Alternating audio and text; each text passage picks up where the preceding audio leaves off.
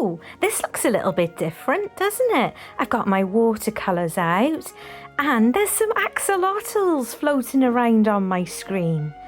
Let's go play.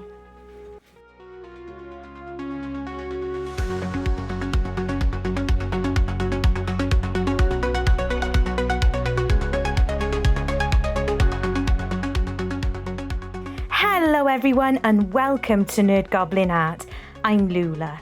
Right, apparently I decided not to wave at you today and I just headed straight on in there. So it is Axolotl Saturday today. It's a collaboration set up by Erica from Kitschy Kitten Studio and it's a monthly collaboration. It's going to be on the first Saturday of every month, but this month it was moved to the following Saturday because we had May the 4th Be With You collaboration. It was a whole weekend of awesome. So do check that out if you get the opportunity. So today I've decided to dust off my watercolours. Now it has been the longest time since I last used my watercolours.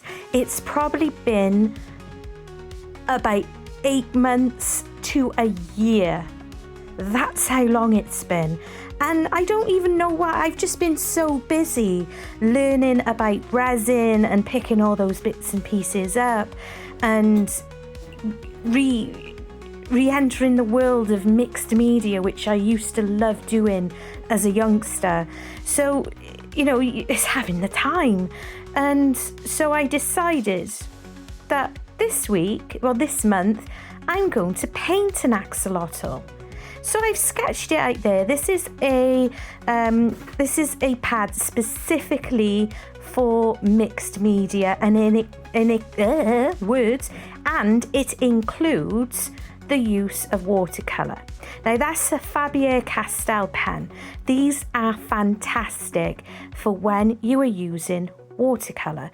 Reason being, it doesn't run. The ink doesn't run when you put water over it and watercolours over it, and regular pens will, including Sharpie markers. They will do the same thing. They will bleed, but this particular pen does not. I do need to replace it. I am running out of ink in it, but it's lasted me for the longest time.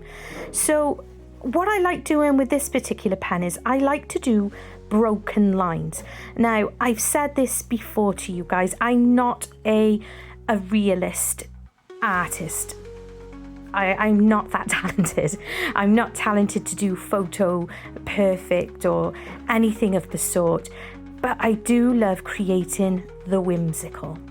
So my watercolour palette there doesn't have a lovely pink. So this is still a watercolour, and it's also the same brand as the palette that I have out, which is Windsor and Newton, and that's Opera Pink. And it's one of the loveliest, brightest pinks you can get.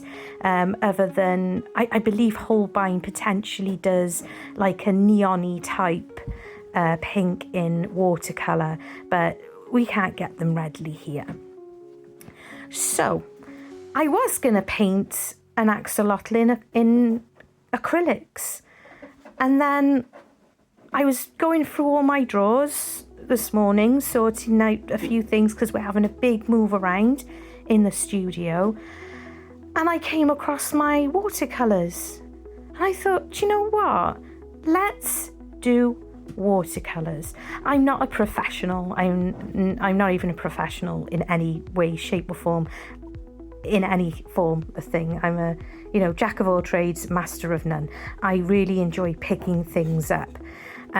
Watercolor I don't find as easy as acrylic painting, because of course acrylic painting is a lot more forgiving.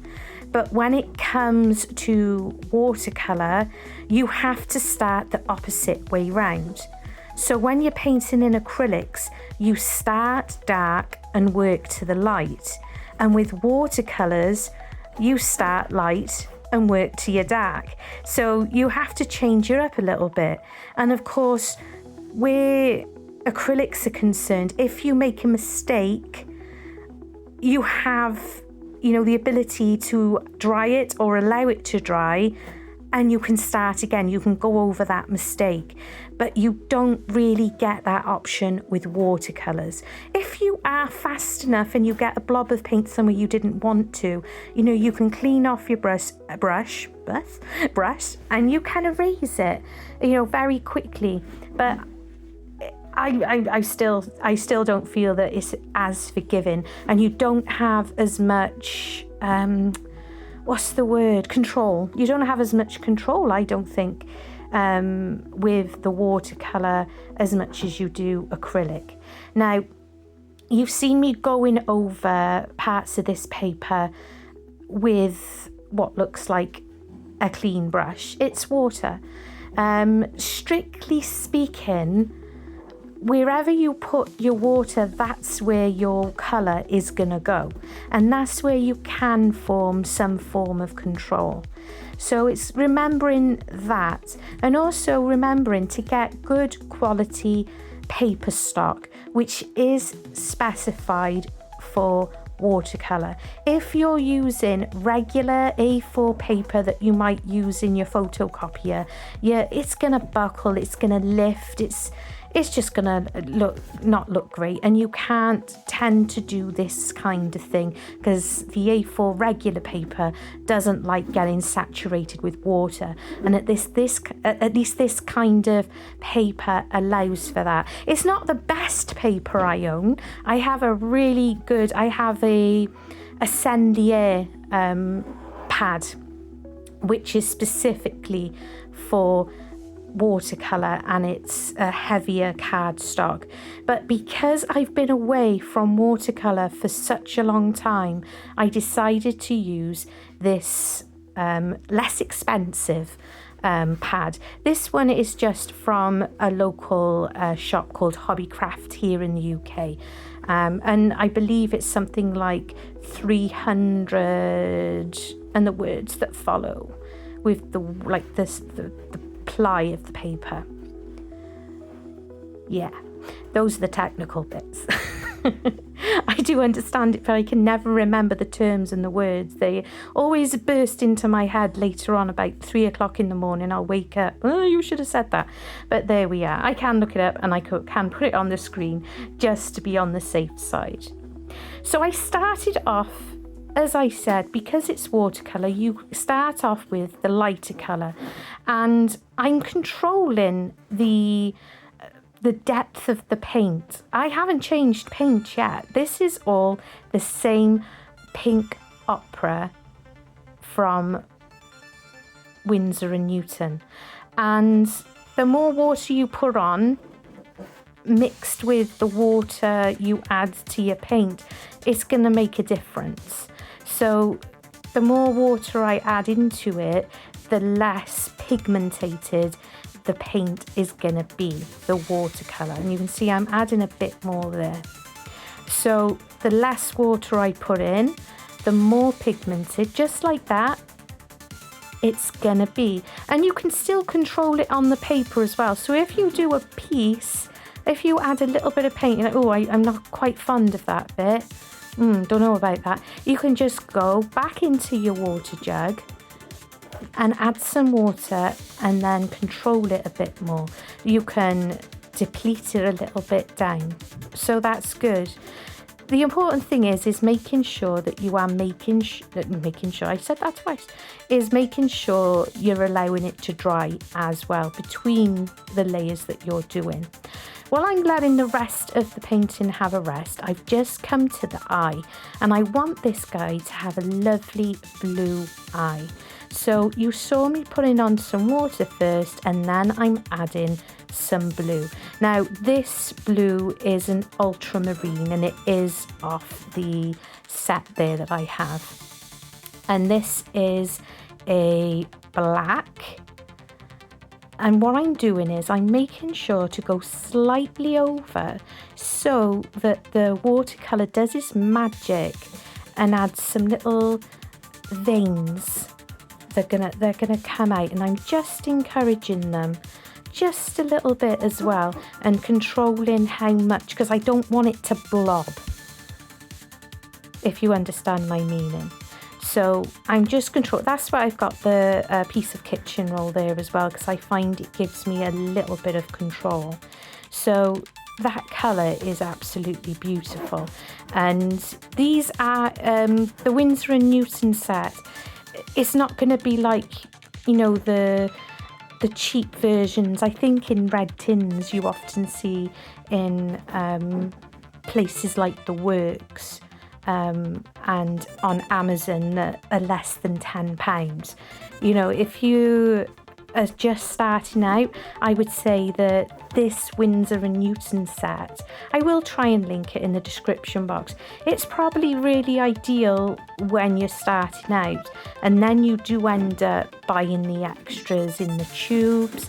I use a palette that's specifically for watercolours that I use with the tubes of watercolour that I have. Yeah, so, you know, there's various sort of things. You know, I absolutely adore the Senlier watercolours, as well as the Windsor and Newton. I keep forgetting their name. It's their fault for having a silly name. But yeah, but you know, if you're just starting out, just a standard basic set, but not the really, really cheap ones that you may potentially buy for younger children, because they're not going to get what you want. They're not going to be as vibrant, and you still want to have some form of vibrancy. And I'm going to say it again. I often say it when I'm painting or anything of the sort. My art teacher was Cinnamon Cooney, the art Sherpa, who we really sadly lost in December. But she's very much still out there. Her channel, the Art Sherpa on YouTube, is still going strong, and there's thousands of lessons out there. And she also was teaching watercolour. It was her first love. It was absolutely what she loved doing, was painting in watercolour. And I've still got a lot to learn, but I've got the basics down, and I think I know she'd be pretty proud. But I am still learning. Just remember that. And I'm just teaching you, or giving you guys advice on a starting point. You don't necessarily need to be able to draw either. You can trace. Tracing is a thing. The great artists, Da Vinci, they called it cartoons. Michelangelo, they traced. They genuinely did. It is a skill. It is not cheating. It is another absolute skill, and it's part of your art. So you don't have to be an artist. Not at all. You don't have to be an accomplished artist. You don't have to be a natural artist. If it's something you want to do and you want to enjoy, do it.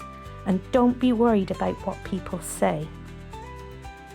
Okay, now that I've been, you know, gabbling on and waffling on, I've gone into using, it's a magenta, and that is on the palette as well.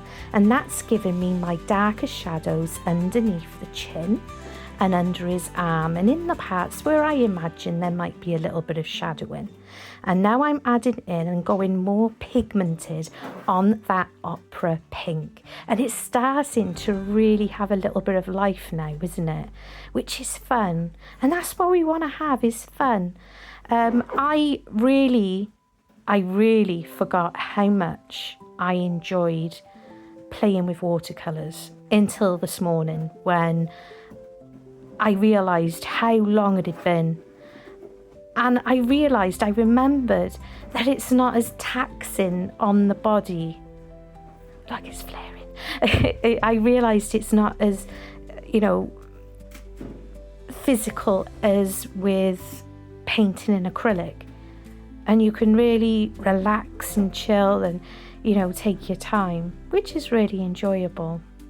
So I've just gone back into the ultramarine blue,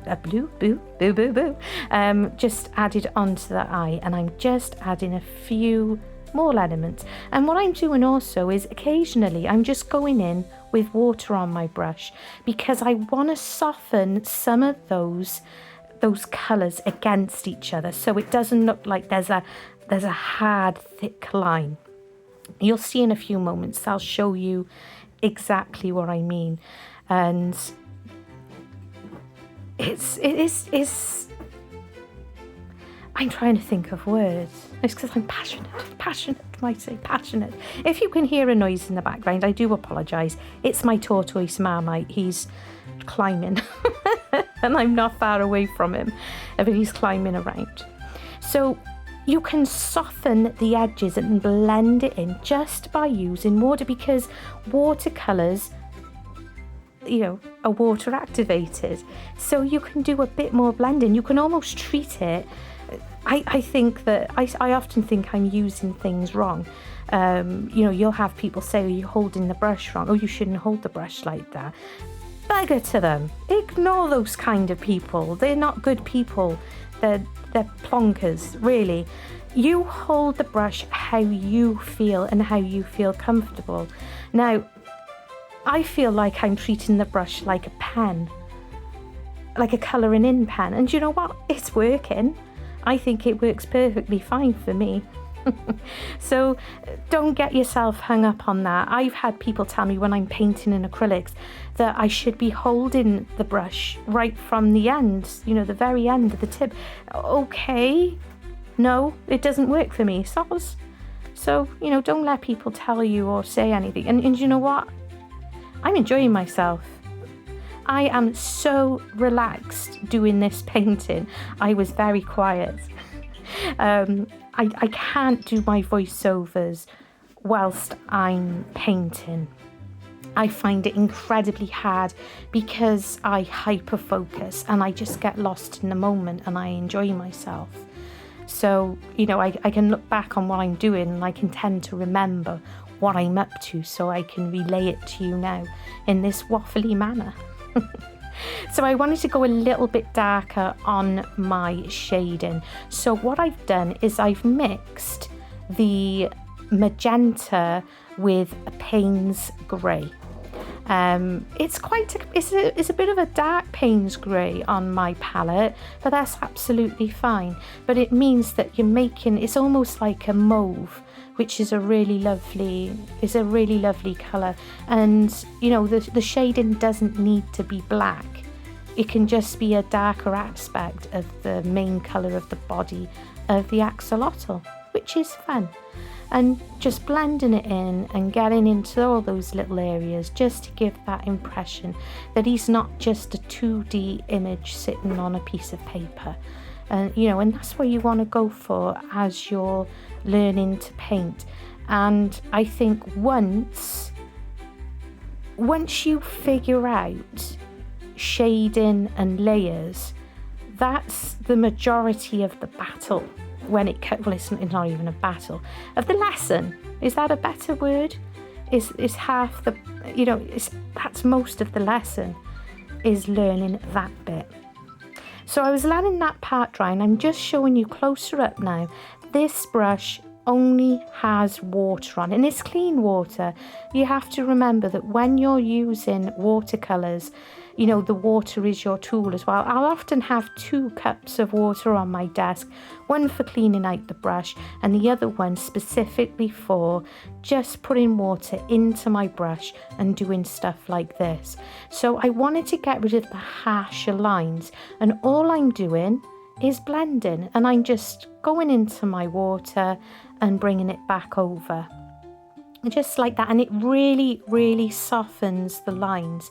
And you see what I mean, but I'm treating it almost like a felt tip pen, which personally I'm not sure if that's right, but who cares if it works? I do look after my brushes. They have a lovely, you know, brush bath after I use them, and I dry them all lying down, as you should. You know, you shouldn't leave them sitting in water, and you should try and let them dry out lying flat so that any water left over doesn't end up, you know, dripping down into the, you know, into the filament and all that. So There we go. And as I'm doing this one, I'm also adding on a little bit of a wisp at the end where the axolotl's gills are. You know, we a certain Mr. Base Resonator, Tim, calls them mud flaps. But they are, of course, gills. He knows that, but, you know, mud flaps is funny. And then we all take, you know, we enjoy, we have fun together in our Discord group. And, you know, we got flaps and all that stuff. But these are the gills. And when you look at pictures, actual pictures of axolotls and video images of them, they look like feathers. They really do. And I can understand why a lot of creators, when they've been using the axolotl molds, are referring to them as head feathers and such, because they do look like feathers, you know, the way they move in the water. So I'm just going on to the ends with my just with the water and bring it out a little bit to make it look a little bit feathered, almost feather fur, very similar technique. But that's what I'm doing. And you know, when you're doing that and going around as well, you can see where there may be some harsher lines that you're still not fully happy with. So you can tidy those up as well.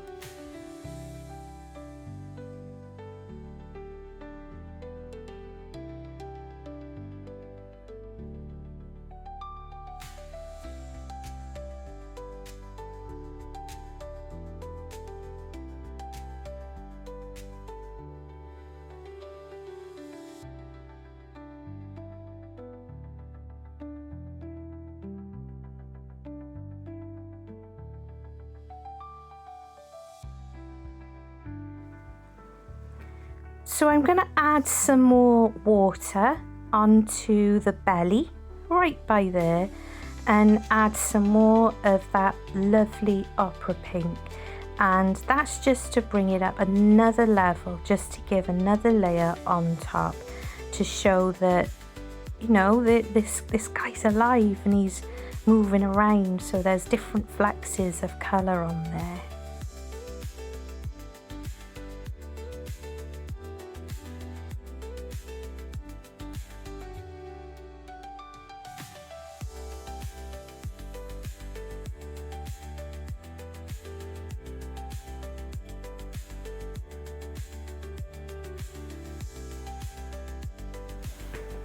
So that's a Posca pen.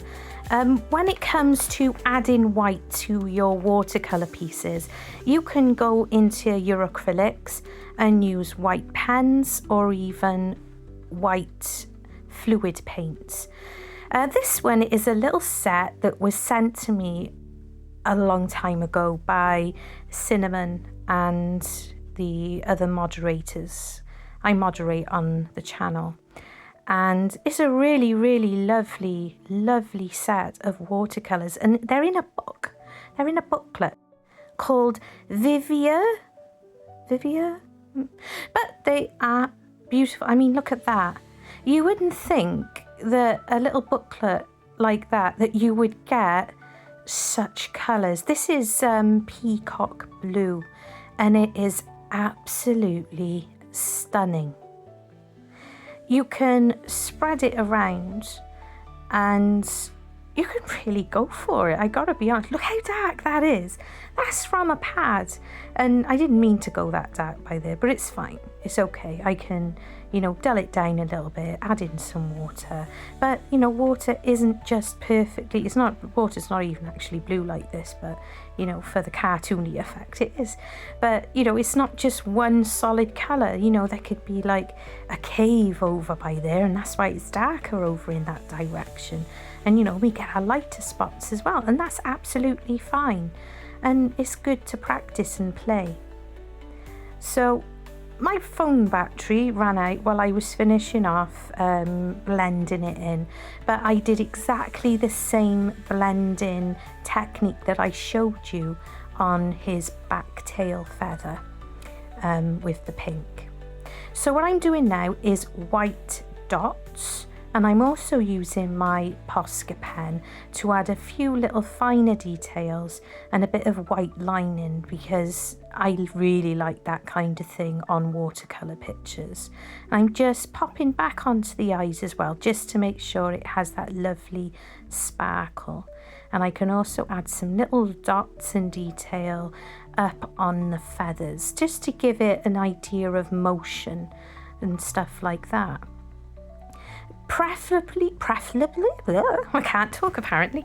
Preferably, I do prefer using a fluid white for this, but because the studio is having an absolute makeover, I was pressed for time and pressed for actually finding it.